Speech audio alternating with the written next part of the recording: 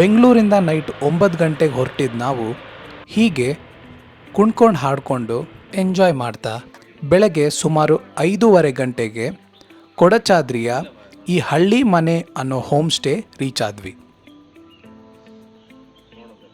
ಈ ಮಿನಿ ಬಸ್ಸಲ್ಲೇ ನಾವೆಲ್ಲ ಟ್ರಾವೆಲ್ ಮಾಡಿದ್ದು. ಟ್ರಾವೆಲ್ ಆರಾಮಾಗಿತ್ತು, ನಿದ್ದೆನೇ ಸ್ವಲ್ಪ ಆಗಿರಲಿಲ್ಲ. ನಮ್ಮ ಹುಡುಗರಿಗೆಲ್ಲ ಸೇರಿ ಒಂದು ರೂಮ್ ಕೊಟ್ಟಿದ್ರು ಮತ್ತು ಇಲ್ಲಿ ಟೆಂಟಲ್ಲಿ ಉಳ್ಕೊಳ್ಳೋ ಆಪ್ಷನ್ಸ್ ಕೂಡ ಇತ್ತು. ನಮ್ಮ ಬ್ಯಾಗ್ಸ್ನೆಲ್ಲ ರೂಮಲ್ಲಿ ಸೆಟಲ್ ಮಾಡಿ ಫ್ರೆಶ್ ಅಪ್ ಆಗಿ ಬಂದು ನಾವು ಊಟ ಎಲ್ಲ ಮಾಡ್ಕೊಂಡ್ವಿ. ನಮ್ಮ ನಾಷ್ಟ ಎಲ್ಲ ಮುಗಿಸ್ಕೊಂಡು ಮತ್ತೆ ಹೋಗಿ ರೂಮ್ಗೆ ನಮ್ಮ ಟ್ರೆಕ್ಕಿಂಗ್ ಬ್ಯಾಗ್ನೆಲ್ಲ ತೊಗೊಂಡು ಟ್ರೆಕ್ ಮಾಡೋಕ್ಕೆ ರೆಡಿ ಆದ್ವಿ. Okay guys, listen up. We made a reverse of the plan, okay? First we supposed to go for falls, but we changed it so that because there are a lot of people here and a lot of rush, okay? First we'll go to the peak. We'll get a good view. It's a morning time and there will be very less people there. Thereafter we'll come back, we'll go to the falls. The falls will be trekking point, okay? Okay, it will be good thing because once we get wet in the falls, we can come back directly to the homestay, okay? Cool? ಬಾಯ್. ನಮ್ಮ original plan ಇದ್ದಿದ್ದು ಹಿಡ್ಲು ಮನೆ water falls trek ಮಾಡಿಕೊಂಡು ಹಾಗೆ ಮೇಲೆ ತುದಿ ಹತ್ತೋ ಥರ, ಅಂದರೆ ಕೊಡಚಾದ್ರಿ ಪೀಕ್. ಬಟ್ ಇವಾಗ ಜನ ಜಾಸ್ತಿ ಇರೋದ್ರಿಂದ ನಾವು ಮೊದಲು ಕೊಡಚಾದ್ರಿ ಪೀಕ್ಗೆ ಹೋಗ್ತಾ ಇದ್ದೀವಿ. ಅದಾದಮೇಲೆ ತೆಳಗೆ ಬಂದು ವಾಟರ್ ಫಾಲ್ಸ್ ಟ್ರೆಕ್ ಸ್ಟಾರ್ಟ್ ಮಾಡ್ತೀವಿ. ಕೊಡಚಾದ್ರಿ ಶಿಖರಕ್ಕೆ ನಾವು ಜೀಪಲ್ಲಿ ಹೋಗಬೇಕಾದ್ರೆ ನಮಗೆ ಮೊದಲು ಸಿಗೋದೇ ಈ ಒಂದು ಚೆಕ್ ಪೋಸ್ಟ್. ಇಲ್ಲಿ ನಮ್ಮ ಪ್ರತಿಯೊಬ್ಬರ ಬ್ಯಾಗ್ಗಳನ್ನು ಚೆಕ್ ಮಾಡಿ ಕಳಿಸ್ತಾರೆ. ನಮ್ಮ ಹತ್ರ ಯಾವುದೇ ತರಹದ ಪ್ಲಾಸ್ಟಿಕ್ ಐಟಮ್ಸ್ ಇದ್ದರೂ ಅದನ್ನು ಇವರು ಪಟ್ಟಿ ಮಾಡಿ ಇಟ್ಕೊಂಡು ಅದಕ್ಕೆ ಒಂದು ಫೀಸ್ ಅಂತ ತೊಗೊಳ್ತಾರೆ. ಮತ್ತು ನಾವು ಕೆಳಗೆ ಬರಬೇಕಾದ್ರೆ ಆ ಪ್ಲಾಸ್ಟಿಕ್ ಐಟಮ್ಸ್ನೆಲ್ಲ ತೋರಿಸಿದ್ರೆ ಅವ್ರು ನಮ್ಮ ದುಡ್ಡನ್ನ ವಾಪಸ್ ಕೊಡ್ತಾರೆ. ಸೊ ಈ ಒಂದು ಲಿಸ್ಟ್ನ ನಾವು ಫಿಲ್ ಮಾಡಿ ಕೊಡಬೇಕಾಗುತ್ತೆ ಇವ್ರಿಗೆ. ಚೆಕ್ ಪಾಯಿಂಟಲ್ಲಿ ಬ್ಯಾಗ್ ಚೆಕ್ಕಿಂಗ್ ಎಲ್ಲ ಮುಗಿಸ್ಕೊಂಡು ನಾವು ಹೊರಟಿದ್ವಿ ಜೀಪನ್ನು ಹತ್ತಿ. ಮುಂದಿನ 30 ನಿಮಿಷದ ಜೀಪ್ ಸವಾರಿ ಭಯಂಕರ ರೋಚಕವಾಗಿತ್ತು.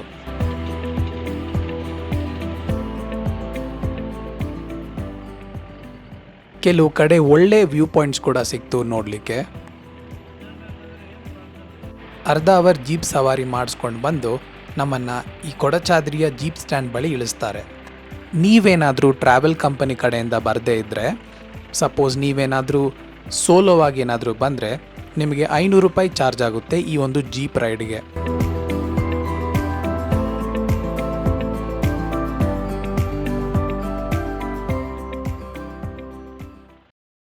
ಜೀಪ್ ಸ್ಟ್ಯಾಂಡಿಂದ ಸ್ವಲ್ಪ ಮುಂದೆ ನಡ್ಕೊಂಡು ಬಂದರೆ ನಮಗೆ ಕಾಲಭೈರವನ ಒಂದು ಸಣ್ಣ ಗುಡಿ ನೋಡಲಿಕ್ಕೆ ಸಿಗುತ್ತೆ.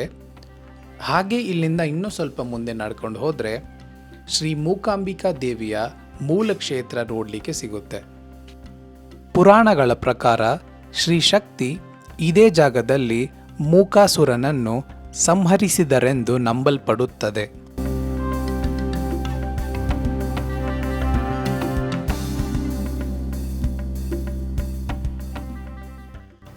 ನಾವು ಕೊಡಚಾದ್ರಿ ಬೆಟ್ಟ ಏನೋ ತಲುಪಾಯಿತು, ಆದರೆ ಇನ್ನು ಶಿಖರವನ್ನು ನಾವು ಮುಟ್ಟಿಲ್ಲ. ಸೊ ನಾವು ಕೊಡಚಾದ್ರಿ ಬೆಟ್ಟದಿಂದ ಟ್ರೆಕ್ ಮಾಡಿಕೊಂಡು ಮೇಲೆ ಹೋಗೋಕ್ಕೆ ಸ್ಟಾರ್ಟ್ ಮಾಡಿದ್ವಿ.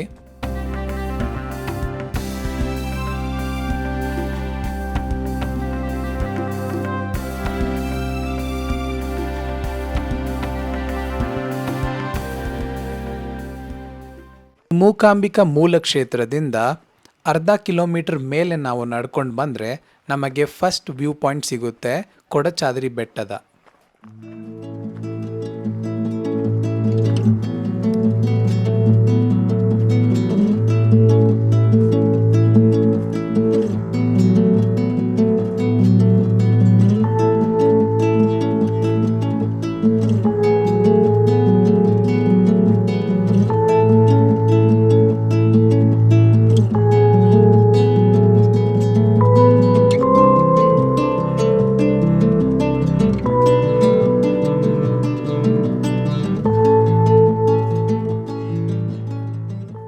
ಪಾಯಿಂಟಿಂದ ಸ್ವಲ್ಪ ದೂರ ನಡ್ಕೊಂಡು ಬಂದರೆ ಟೆಂಪಲ್ ಸಿಗುತ್ತೆ. ಅಲ್ಲಿಂದ ಈಗ ಒಂದು ವ್ಯೂ ಪಾಯಿಂಟ್ ಸಿಗುತ್ತೆ. ಇಲ್ಲಿಂದ ರೈಟ್ ಹೋಗ್ಬೇಕು ನಾವು. ಸೊ ಕ್ಯಾಮ್ರಾಮ್ಯಾನ್ ಮಂಜುನಾಥ್ ಜೊತೆಗೆ ಫ್ರಮ್ ಕಲಬುರಗಿ. ನಾನು ಕೂಡ ಕಲಬುರಗಿಗೆ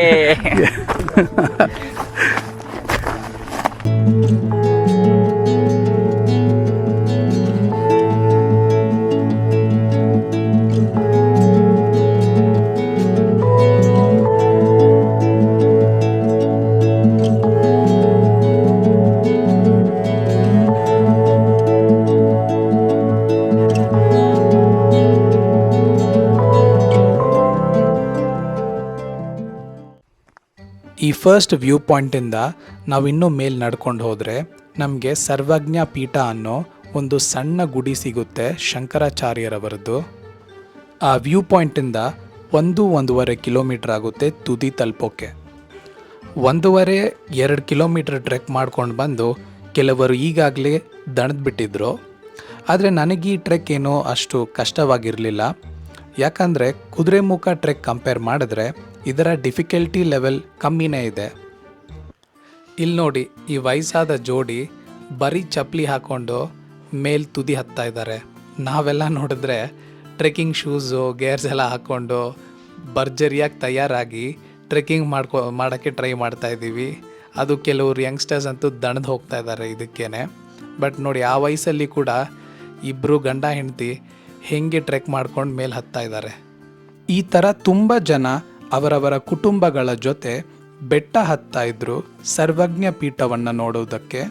ಇಲ್ಲಿ ಒಂದು ಇಂಟ್ರೆಸ್ಟಿಂಗ್ ವಿಚಾರ ನನಗೆ ಕಂಡು ಬಂದದ್ದೇನೆಂದರೆ, ಇಲ್ಲಿಗೆ ಬಂದಿದ್ದ ಜನಗಳಲ್ಲಿ 3/4 ಕೇರಳದವರೇ ಆಗಿದ್ರು.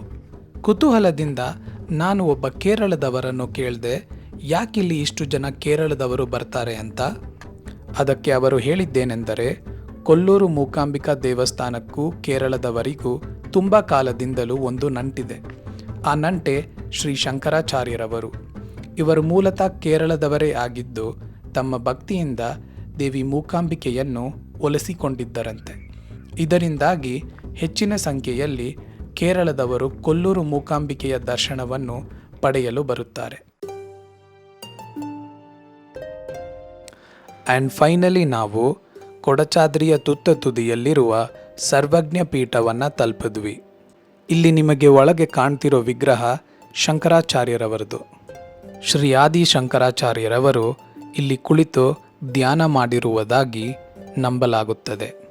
ಹಾಗಾಗಿ ಅವರಿಗೆ ಈ ಒಂದು ಗುಡಿಯನ್ನು ಕಟ್ಟಿದ್ದಾರೆ.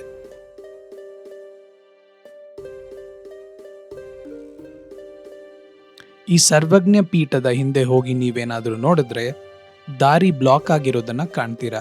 ಆದರೆ ಮುಂಚೆ ಈ ದಾರಿ ಬ್ಲಾಕ್ ಆಗಿರಲಿಲ್ಲ.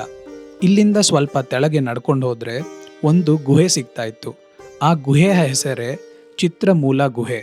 ಇಲ್ಲಿ ಶ್ರೀ ಶಂಕರಾಚಾರ್ಯರವರು ಕುಳಿತು ಧ್ಯಾನ ಮಾಡಿರುವುದಾಗಿ ನಂಬಲಾಗುತ್ತದೆ.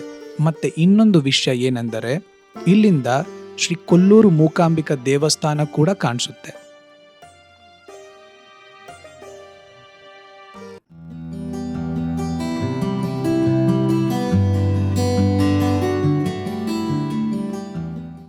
ಇಷ್ಟೆಲ್ಲ ಇತಿಹಾಸ ಹೊಂದಿರುವ ಈ ಕೊಡಚಾದ್ರಿ ಬೆಟ್ಟವು ನಾವಿಡ್ತಿದ್ದಂತಹ ಒಂದೊಂದು ಹೆಜ್ಜೆಯಲ್ಲೂ ನಮ್ಮನ್ನು ಆಕರ್ಷಿಸುತ್ತಿತ್ತು.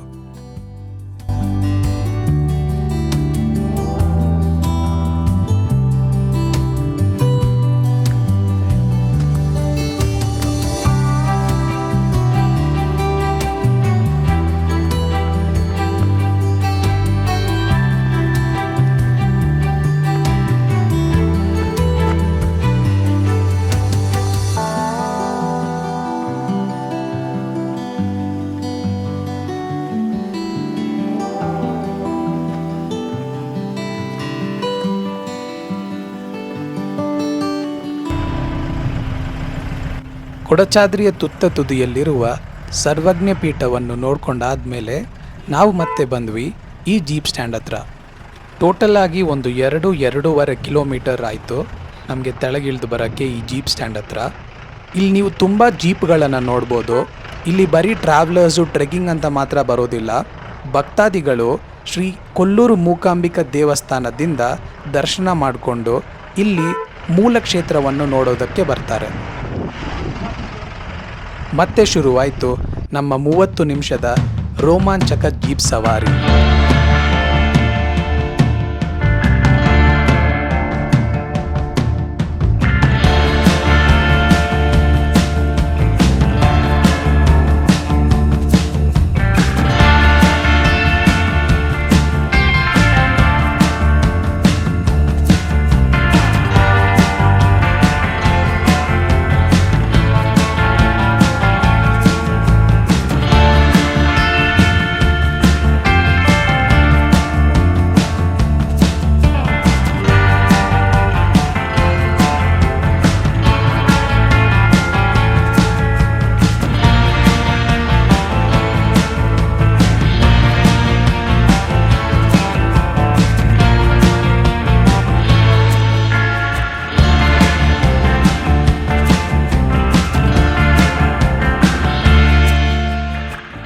ಕೆಳಗೆ ಹೋಗ್ತಾ ದಾರಿಯಲ್ಲಿ ನಮಗೆ ಇಲ್ಲಿ ಮುಂದೆ ಕಾಣಿಸ್ತಾ ಇರೋ ವ್ಯೂ ಪಾಯಿಂಟ್ ಸಿಗುತ್ತೆ.